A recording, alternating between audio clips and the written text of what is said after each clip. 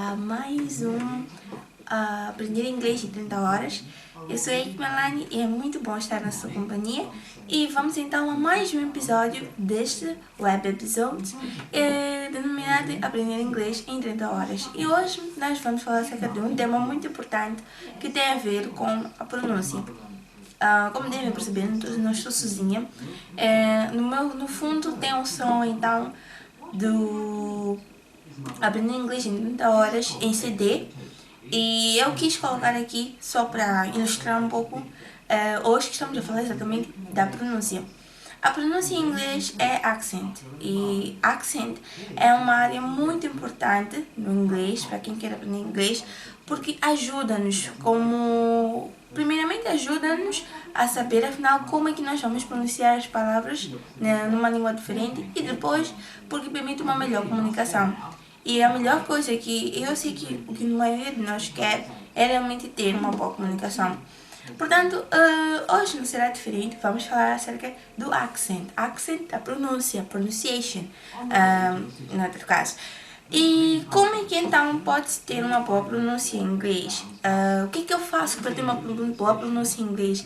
Eu não sei pronunciar determinadas palavras em inglês e eu não sei como se pronuncia em inglês.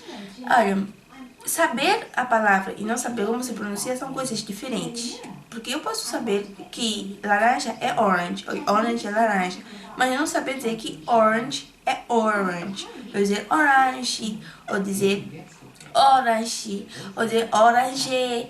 Quer dizer, são coisas comuns, mas eu sei o que significa. Então, não é que eu não sei não sei a palavra, eu sei a palavra, mas não sei como se pronuncia. E é exatamente o que vamos tratar hoje. A pronúncia em inglês, o accent no inglês é muito particularizado, mas de uma certa maneira eu considero mais simples que o português, porque o português é um bocadinho mais puxado por causa dos acentos. Nós temos muitos acentos, temos acentos graves, temos acentos agudos, temos acentos circunflexos, temos acento de mamã, acho que é til. Não sei se é til, mas é acento de mamã. É que nós caracterizamos assim, acento de mamã, acento do acento de por aí. Mas ok, temos muitos, mas muitos acentos. E esses acentos influenciam na pronúncia das palavras em português.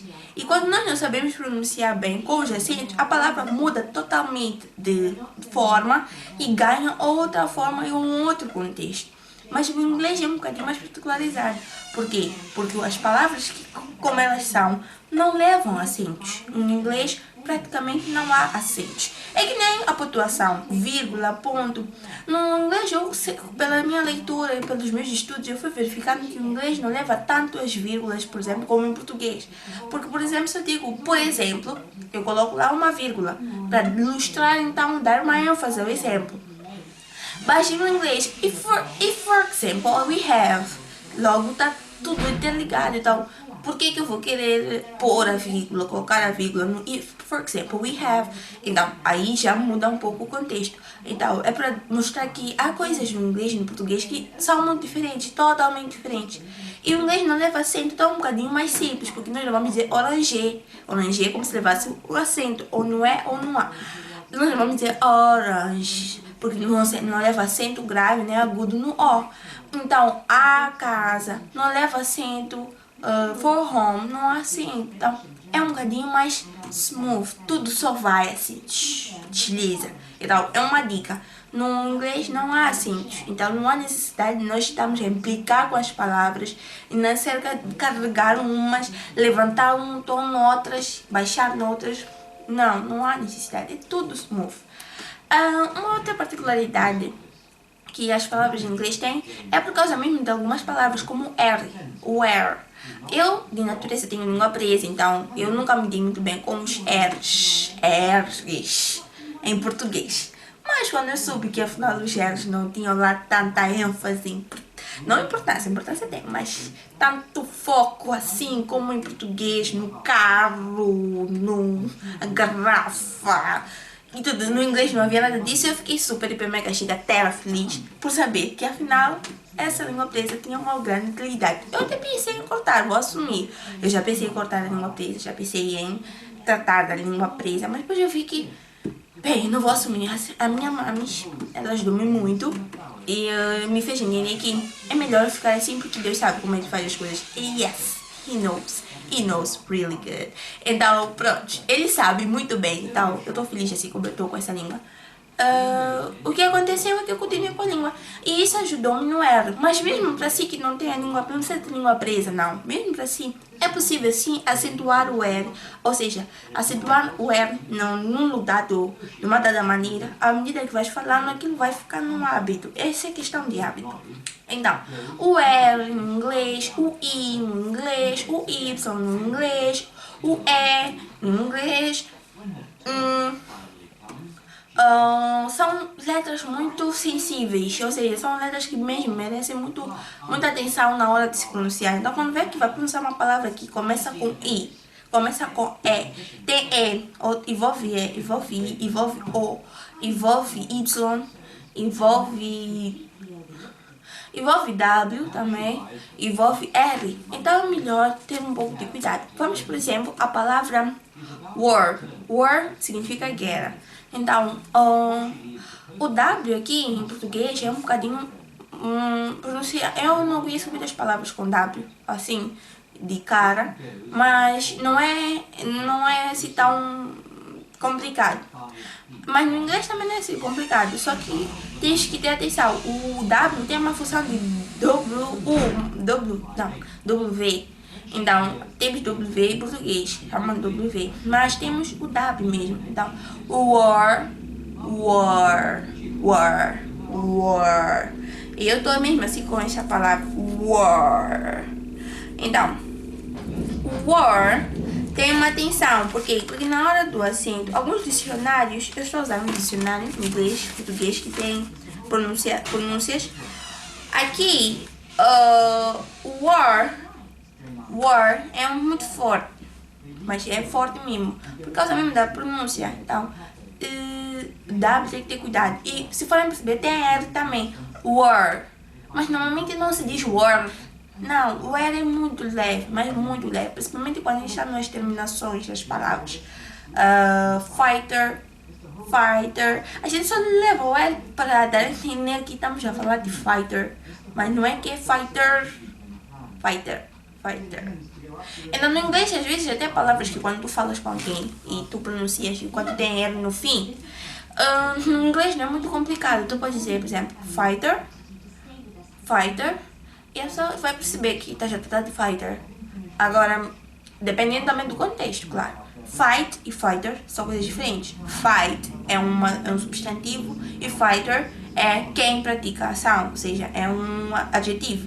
Então, também é que saber distinguir essas duas coisas. Então, vamos lá. Por exemplo, fight. Fight é o substantivo, significa luta. Fighter é aquele que luta, o lutador nesse caso. Portanto, fight. Perceberam a diferença? Mas eu só adicionei R no fim. Mas o que deve se ter mais atenção é o E, fighter. O fighter é que vai o E vai diferenciar muito que eu estou tratando de uma coisa que é adjetivo e estou tratando de outra diferente que é substantivo. Agora vamos lá para uma outra palavra, como por exemplo o war. War é guerra. Warrior é o guerreiro. Então são duas palavras bem diferentes. Warrior leva duplo R. Mas mesmo levando duplo R, não se sente tanto assim que é assim, leva duplo R. É diferente aqui em português, carro.